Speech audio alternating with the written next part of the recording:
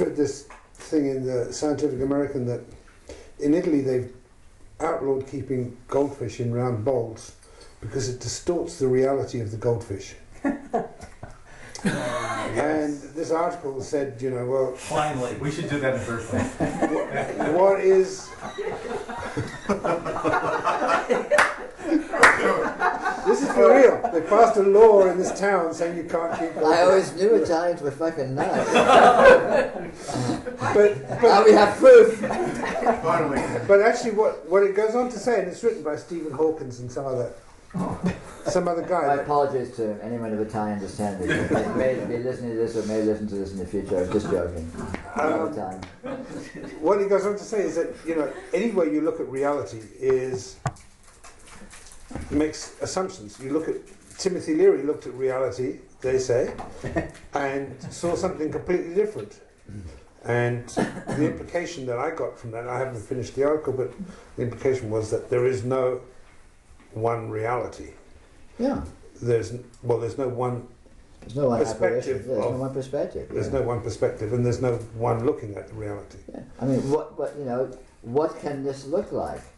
Well, we can see it can look inconceivably variable from other ways that it looks. You know, look like we were just talking about in terms of just spatial zooming in and zooming out. It looks very different, but it also in terms of context of perspective or pre-assumptions or altering equipment like round fish bowls or whatever, and all of a sudden looks at which one's true, which one's real. Well, they're all true, they're all real. If it can appear that way, then that means that it can appear. Reality can appear that way. So it's the appearance that's real. That's real. The appearance. Well, reality is that which appears. Reality may also not appear in some sense, may or may not. Who knows? But reality is certainly that which appears. Anything that appears has to be a reality, or what would it be made of? Or what would it be generated by, you might argue. I guess what I'm trying to get at is this idea of an independently existing reality. That's independent from what? Independent from the observation. Huh? Independent from the appearance. Independent from the appearance. I'm sorry, you need to redo that for me. I lost you. Well, that there's something independent from something else.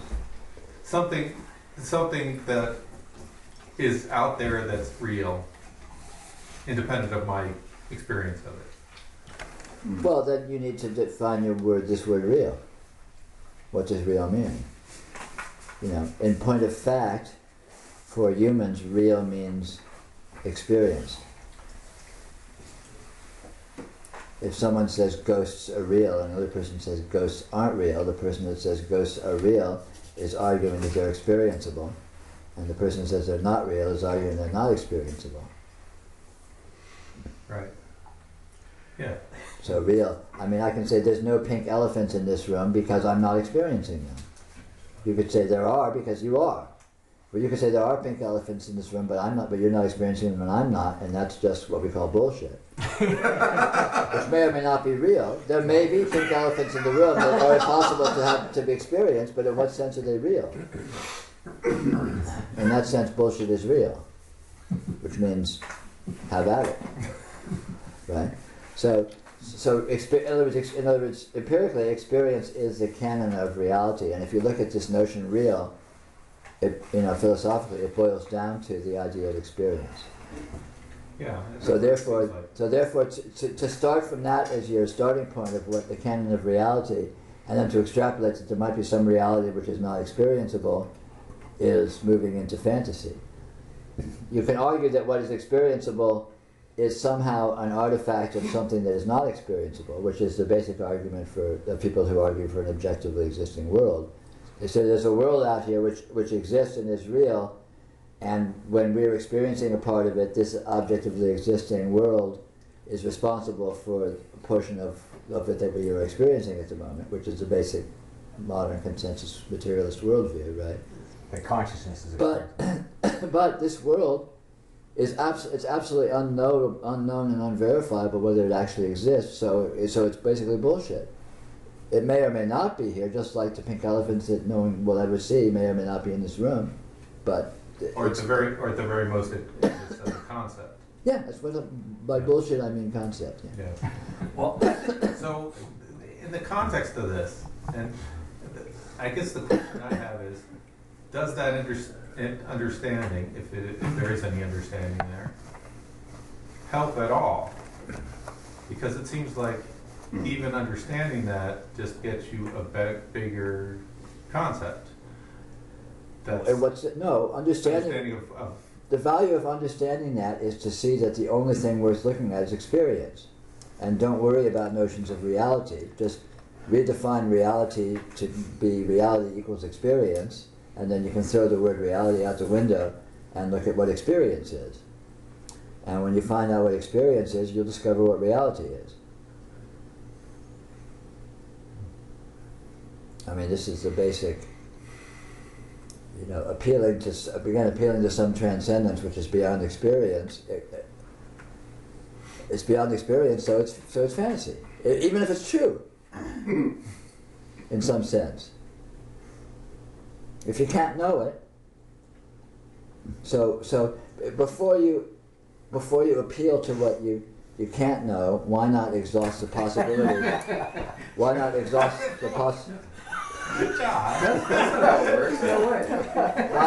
Why not? What bullshit are you throwing here? The same old. Before you exhaust the possibilities of what you can know, why not find out what they are? Look at experience and find out what it is, and if that doesn't satisfy, then you can start appealing to things you can't know. But the other way around seems to me a strategy of madness, because you're investigating something which is uninvestigatable. There's something out here which we can't experience. Let's investigate it. It's like,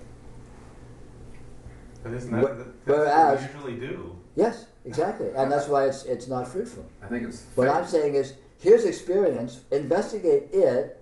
Find out everything you can about it, and see what degree of satisfaction you can get out of that.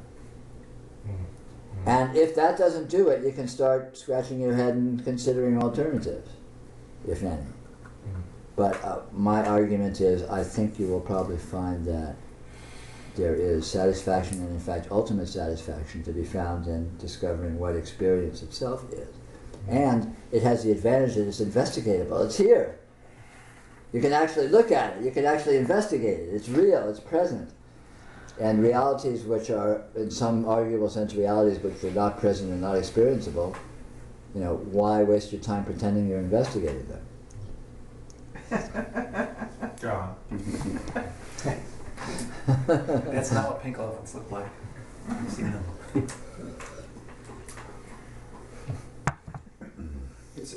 There's always this, kind of urgency to imagine that there's an anthropomorphized author, whether a deity referred to as God or a creature or a principle, that exists prior to or could be said to be responsible for what experience is, or what I interpret as my presence in a field of experience. But even if there is, the closest you can get to it is to find its residue or artifacts of its creation within your experience. That's right. So even if that was the case, you're still, you got to work with what's accessible. Yeah. Right. Right. You got to investigate where you can. There's a I guess it's a sort of a Sufi koan or something. I don't know what the technical term is, which is about what's the Sufi clown that always shows up in these. Miguel Nasrid. Yeah. There's a story about him. He's out on the sidewalk at night under the lamp, and he's crawling around with his hands and knees looking on the ground. And some guy walks by and says, "Mullah, what are you doing out here?" He says, "I'm looking for the key to my house." And the guy says, "You lost it out here?" He says, "No, I lost it in the house." And he says, "What are you looking for out here for?" "Because there's light here, so I can look." And I always thought, at first, oh, this is about look where the thing you want to find is. But then I looked at it more closely and more subtly, and I thought, no, look where you can look. Because what's the point of looking where you can't look? But it doesn't It's do you any profound. good in the story. It doesn't do any good. But you don't know that. You don't know that, yeah. After all, he's Until met you a look. man now. He's met a man who's going to help him maybe get into the house. So finding out that it doesn't do you any good is, Well, it's subtle. yeah. That may not be the simple answer, but it raises a question which bears bears some investigating. Yeah. It's very good advice. Look where you can look. And Yeah. just So don't look where you can't yeah, look. Yeah. So start. This is what I'm suggesting with regards to your notion is. Well, look at experience. Look at what is investigatable, and see what you can find here. Milk it until you've hit bottom, and if that's not enough, then you can start thinking about alternatives. But why not do that first before you start thinking of alternatives? Well, In other words, exhaust the available possibilities before you start thinking of approaching possibilities that aren't available. And in my experience, and from the point of view of my advice for whatever it's worth, it turns out that if you discover what experience is, I would be very, very surprised if that doesn't do it for you.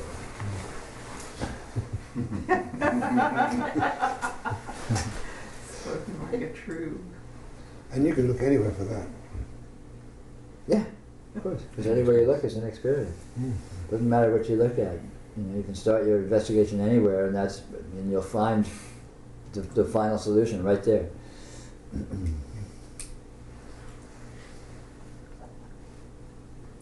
And that's the nice thing about that investigation is it has no rules whatsoever. Just if you want to investigate experience, where should I look?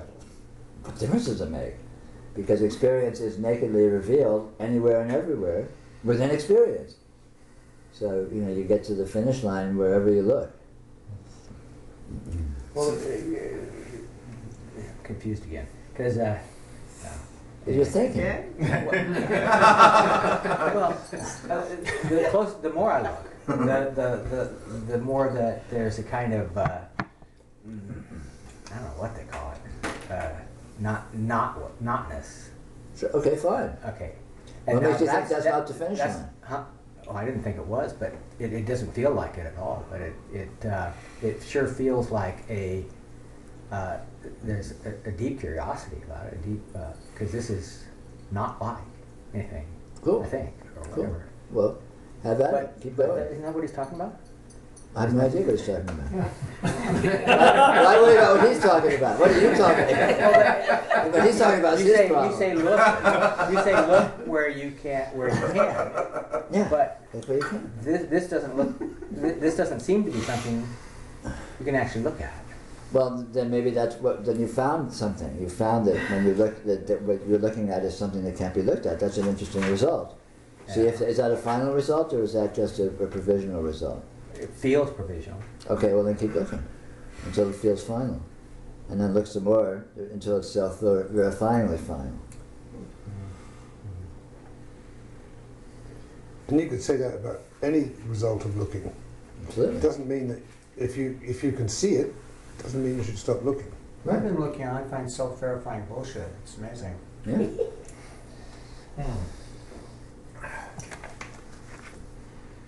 It seems like that conjecture from here, from what you're saying, that if you just took one thing, if I really Yes. looked with the pen all the way, Yes. it would be the linchpin for everything. All the whole Yes. whole stack of cards would fall. I am saying that. I am saying that unqualifiedly. I am saying that absolutely. And I'm so, saying that without reservation. So What's a stronger way to put that? you really mean it.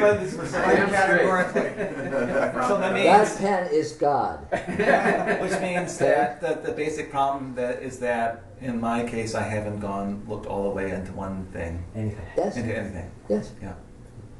And yet that's an arbitrary strategy. Because you don't need to just look at one thing. You could. Yeah. You said, if I looked, yes. The answer to that question, if I looked at one thing, you'd find everything, yes. Yeah.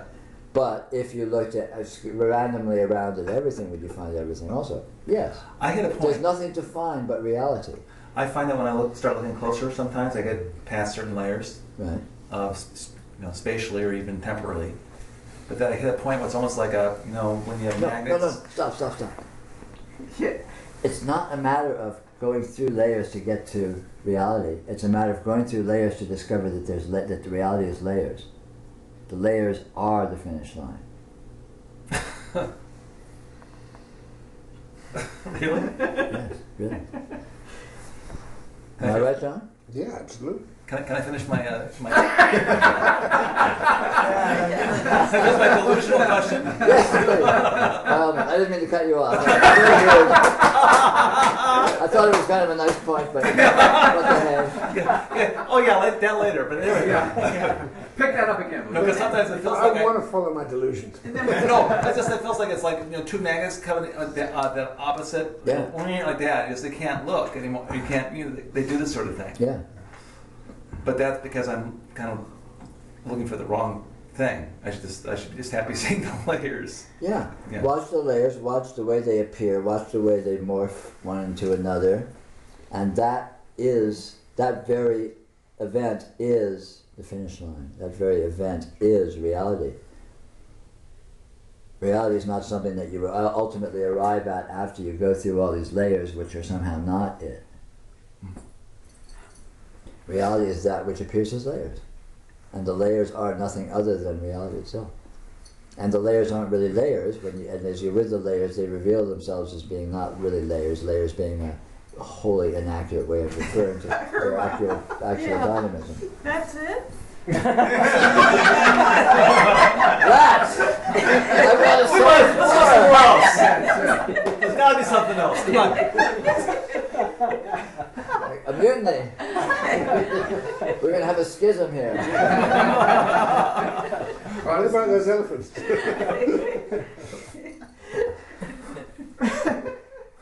Has anyone here ever found anything other than layers?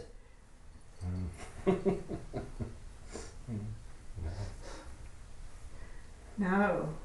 A resounding silence permeates the room. Let it be noted for the record. The layer below.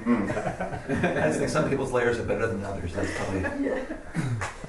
I want those good layers. I want those layers of peace and bliss. There are no layers. There are no layers, because layers aren't actually layers. And yet the layers will reveal their non-layerness nakedly. All right, there was happy. Everybody's close. Oh my God. It's like a layers.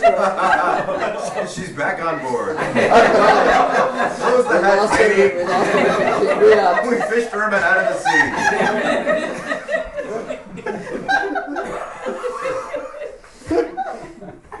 I have no idea what we're laughing at. Who cares?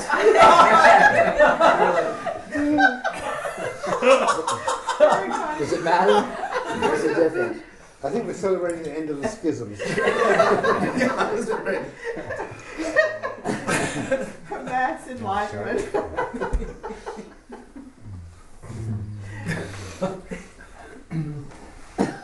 But this is a very important point.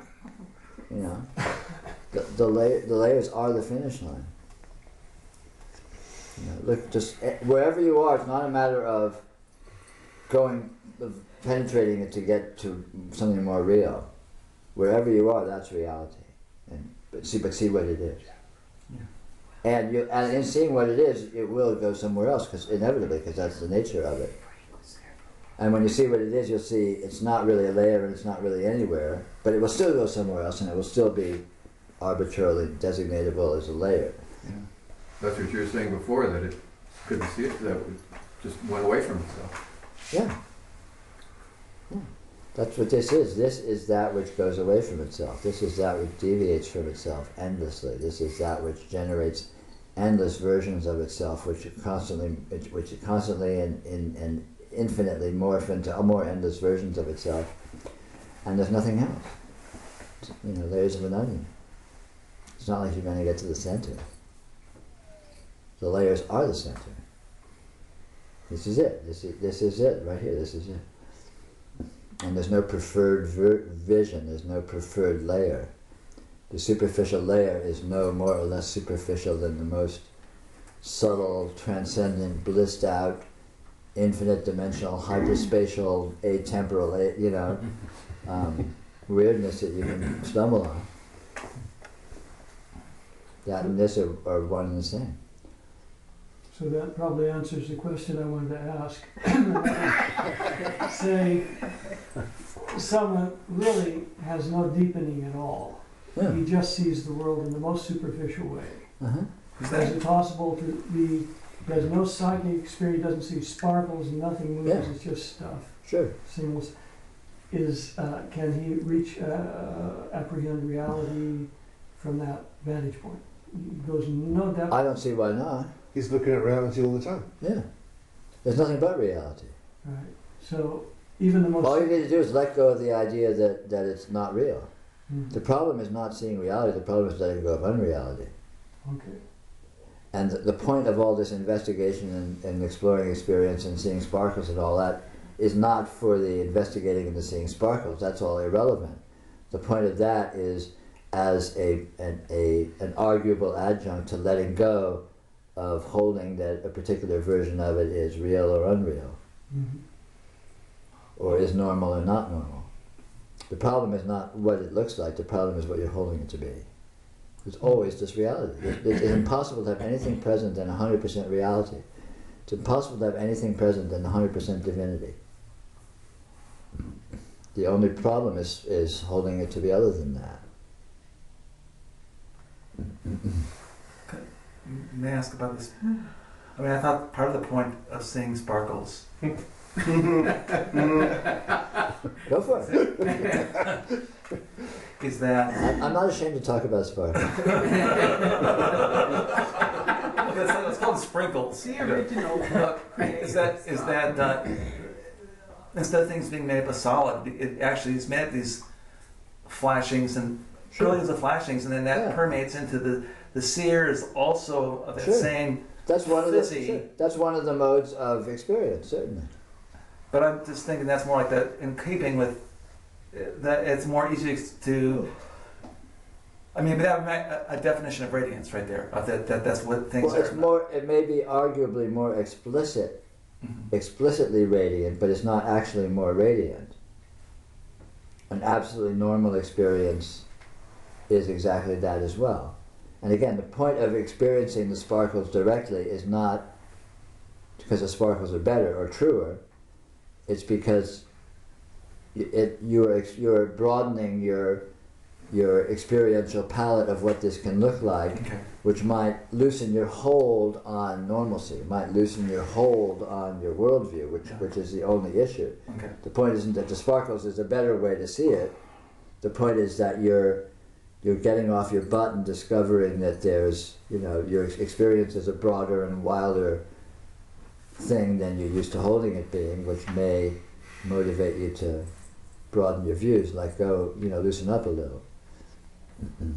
And also seductive. Yeah, and to discover those aspects, you discover the beauty and amazement and amazingness of ordinariness. You discover that, wow, I can sit and look at this wall and just love it for hours. Whereas before it's like, God, it's a goddamn wall. What time is it? And if the bars are open yet, it's like. To me, that was one of the most startling things, that the sparkles and the tinglies were not the apparitions. No. Everything radiates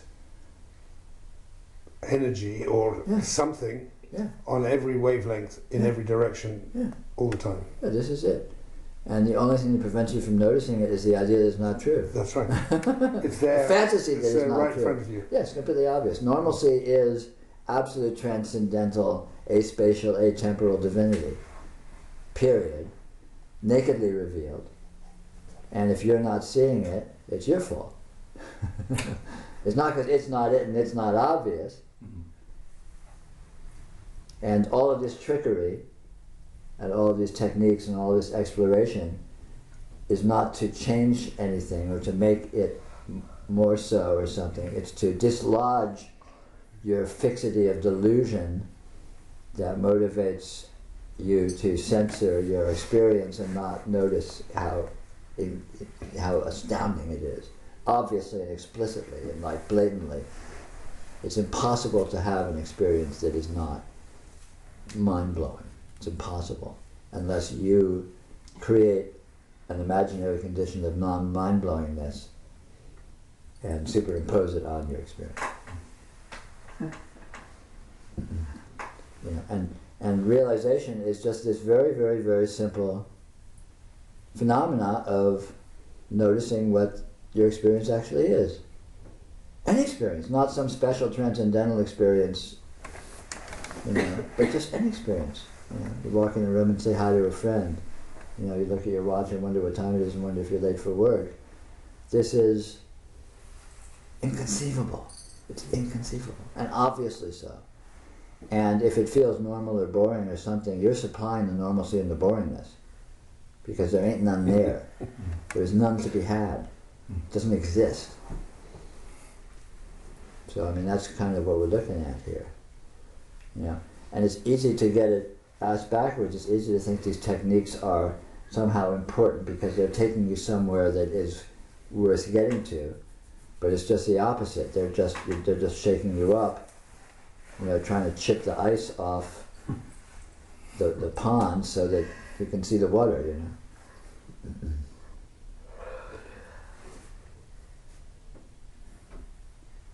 Peter, seems like when you're looking at the Shakti directly, if you're really looking at it more and more, you have to jettison all your ideas about everything constantly. Sure. You know, as supposedly you're seeing it. I mean, you can't like see it and have an idea. That doesn't work. So you just have to completely let that stuff blow off. And then it's sort of like, then when you look at it, it's sort of like, there's no you looking at it, and you realize it is you. Yeah. I mean, like, noticing is being. Yeah. Because that's the only thing you're seeing. It's like one and the same. Yeah. I mean, looking at the Shakti directly is a euphemism for being with this experience as it is.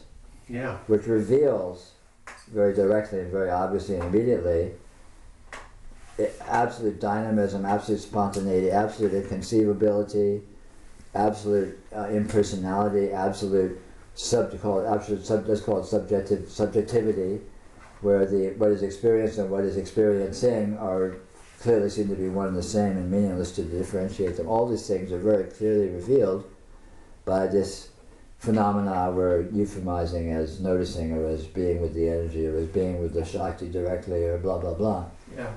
I mean, that the value of the thing seems to be, I mean, what I've noticed is that you have to be naked to go there. Yeah. And so you naturally get rid of stuff that's like, doesn't help. Yeah, yeah. And it teaches you how to do that as you go. Yes, exactly. Exactly so. Exactly so.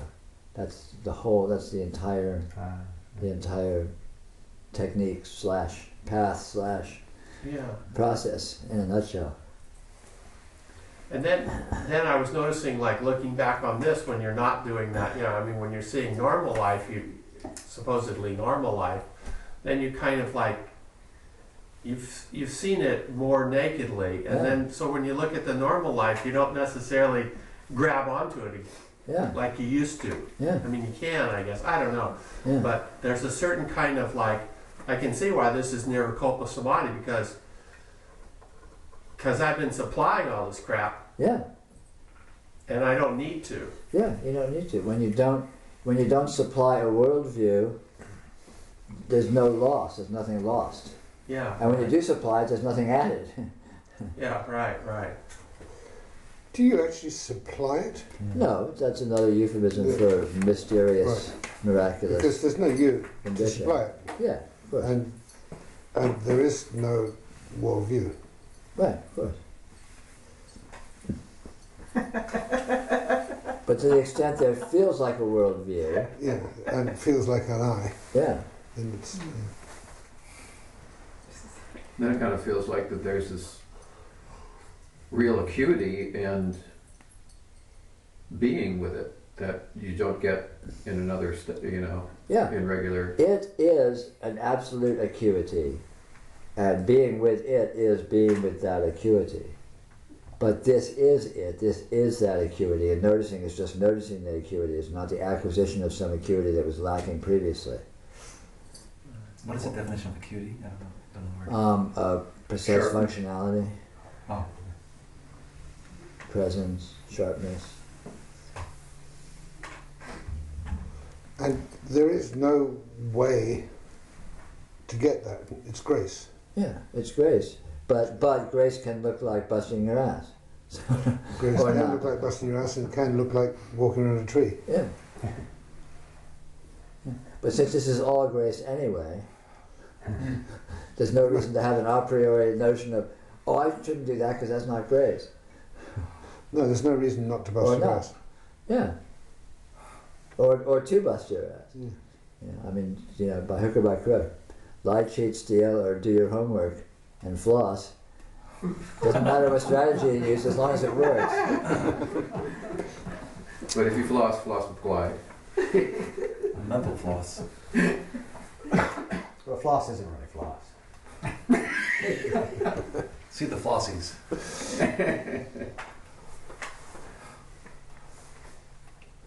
And there's also no responsibility. No, none whatsoever. I think that's important because I see people trying to justify or take responsibility for Yeah. Well, seeing that there's no responsibility is actually could be said to be the ultra short path. Yeah. I mean, like Ramana Maharshi said, that the essence of realization is simply seeing that you're not the doer. There's no, that's right there, back. If you really could see that, you're not the doer. What's doing all this? What's doing anything? That's it. Because what is doing anything? What is this? What's being done? How is it being done? I mean, all these questions are one question. And the answer is this. And it is you, but there's no you here.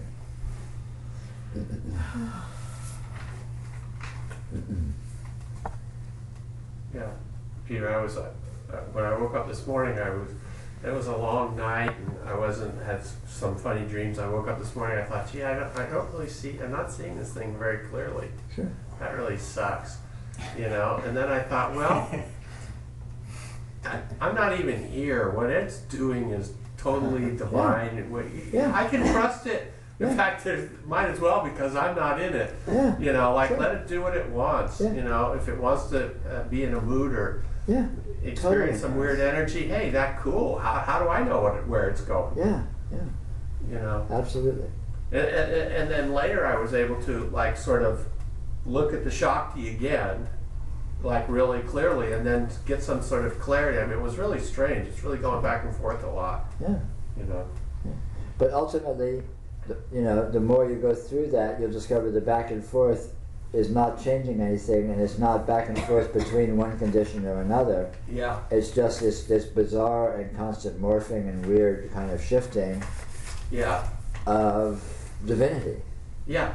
And the condition of being groggy and confused and pissed off and Yeah. and neurotic is naked divinity Yeah. Right. with nobody home. Right. Yeah. It's God experiencing itself as that. Yeah. Right. I mean, there is nobody home. There's Period. nobody home. I mean, There's so nobody all home. this unfolding is it's doing itself. Yeah, totally. It's looking at itself as anything, as however it happens to be looking at itself, and that's period. That's the sole event. Right. Yeah.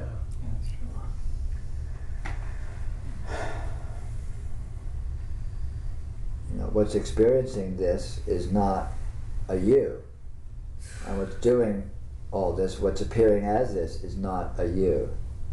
Right. So what's experiencing this is experiencing itself, and that's the sole event, that's the closed loop, and there's no you in that loop. I mean, you are the loop, arguably. Right, yeah. If there is a you, you're that. Right. But basically it's doing itself. And it's going to do what it does. Yeah, and there's no preferred view, there's no final point, there's no goal. It's just like an endless unfolding, an endless needing of infinity within itself. Yeah. Yeah. And that doesn't preclude looking at the Shakti again. Absolutely. Because I'm not doing that. That's doing that. Yeah, it's all good. It's all good, and it will look like different aspects and different sort of phases in the course of its spontaneous unfoldment. Right. sometimes it looks like a really profound, dynamic spiritual engagement, and sometimes it looks like being pissed off because that's not happening.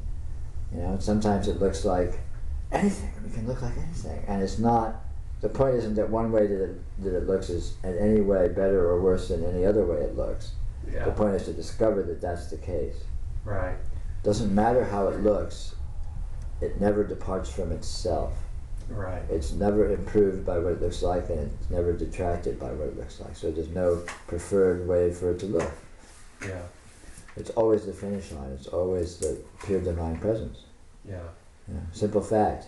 Well, I notice there's a lot of transferring, like looking at the Shakti kind of awareness now onto regular life and see. I mean, sometimes I'm holding this differently, you know. Yeah, sure. And trying to hold it in a different way, even though I don't even need to do that. Who Yeah. cares what way it looks? Yeah. I noticed that I'm kind of like making sure I'm holding it Sure. just like I did when I was looking at things nakedly. Yeah. You know, Sure. to see what's going on. Yeah. Yeah, and that's very typical of moving into the integration phase of playing with the parameter of how different, holding it different ways and seeing if it makes a difference, and Yeah. and so forth. You know, exploring the different aspects of this, the different parameters of this. Right. It's like a process of verification or proving it by sort of, well, let me try this and see Yeah. what happens. Try this and see what happens. Yeah. Once you get a good hit on the Shakti, you're only interested in that. Yeah. I mean, that's all it's like falling in love. Yeah. You're like, okay, excuse me a minute. You know, Yeah. like you're only on to that. I mean, Yeah, I mean that's why Kundalini yoga is the easiest path, because it's totally seductive. All you need is to get that zap and you're gone. yeah, It's like yeah. you're a junkie, you know. You're just, You're right. hit It's me. getting kind of late. Let's take this matter up later. Yeah. So just getting that, you know, just that contact with the Shakti, and it sucks you in. You're just gone. Yeah. You know, if you can do that, if you can go to that direct experience.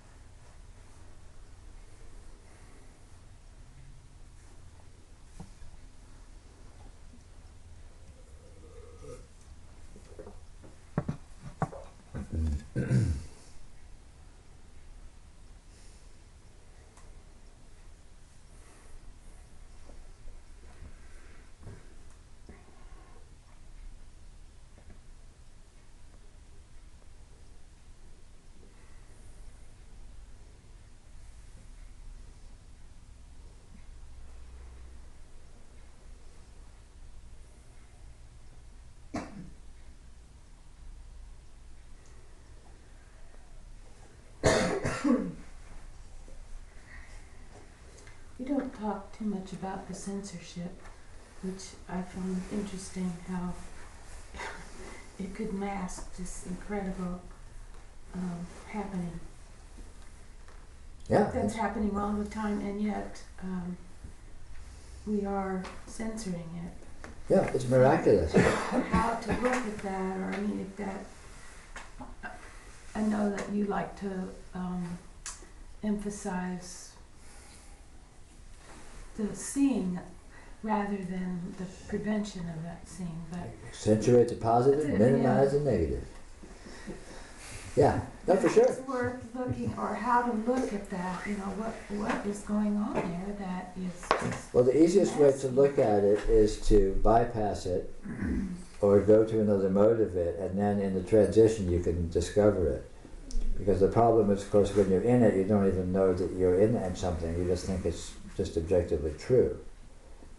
So outside it's like when you're dreaming, you don't know you're dreaming. When you go lucid or you wake up, you go, oh, I was asleep and that was a dream. And so then you can look at the dream. But it's harder to look at the dream from within a dream because you don't know it's a dream. And likewise, when you're in a worldview, when you're holding things to be a certain way objectively, you don't know you're doing it. You just think it's true, so it's difficult to look at. You can begin to examine that in more detail when you begin to get out of it or begin to shift between alternative worldviews, when you discover the sort of mobility of jumping between these different resonant modes. Then you can observe the phenomena because you have access to it, because it becomes more obvious that holding things to be a certain way is subjective and arbitrary rather than actually objective and true. But when you're holding it to be objective and true, it's hard to look at the thing itself except as a concept, and then you're not looking at it, you're just looking at some concept. Even when you know everything you're doing has to be taken with a grain of salt. Yeah, but the only way to really know that is to experience it outside of that context. Even if you go back to that context, to have the direct experience outside the context, then you get oh, wow, that's not really real. I was just holding it that way. But you have to have that oh wow before you can look at it, or else it's just a notion. And it may even be a notion that you're convinced of intellectually, but to really see the truth of it, you have to not be caught in it. What's the context then for this apparent waking awareness? What waking awareness? Well, this. Is this a waking awareness? Well, I don't know. No. It's not a dream. Well, it is. Is it? Is it not a dream? No, I'm not so sure about that, actually. I'm actually unconvinced that that's true. But that's another subject. That's a good question. So you bring up waking awareness right there is a resonant mode. It's a notion. It's an idea. Yeah, I could totally see that. But so yeah, but there's So we have a sense of a dream now, right? Sure. Okay. So there's some way in which the dream is seen as a dream, not when we're dreaming. Maybe. Right. Well, we don't actually know that either, really, do we? Look and see. It seems like it from here. That we don't. Certainly, when you wake up, there's a context on the dream that is more explicit and readily accessible, perhaps, than when you're within a dream. But again, explore that, see if that's true, or in the degree to which that's true for you.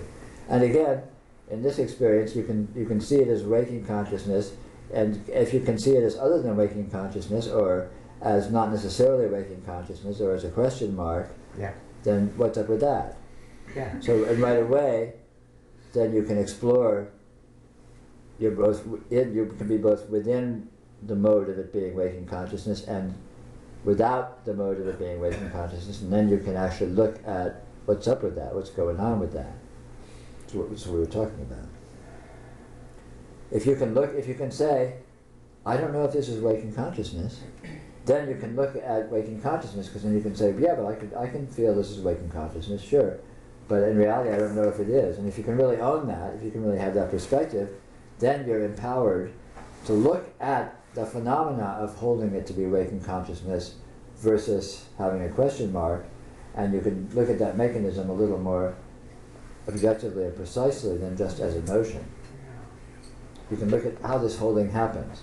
It's subtle, it's fascinating and profound, and you're looking at the mechanism of belief most profoundly in the mechanism of imagination and the inherent intelligence. Which is inconceivably powerful, and so you begin to get a more direct intimation of this power. The fantasy of how powerful this inherent intelligence is nothing. The actual power of the inherent intelligence is beyond mind-boggling. It's inconceivable.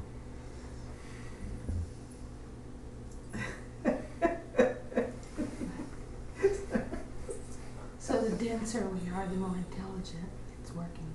So what?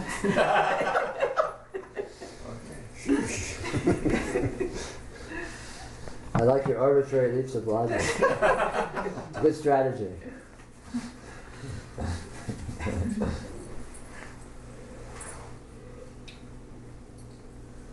Well, lo and behold, it's quitting time. It's been a good evening.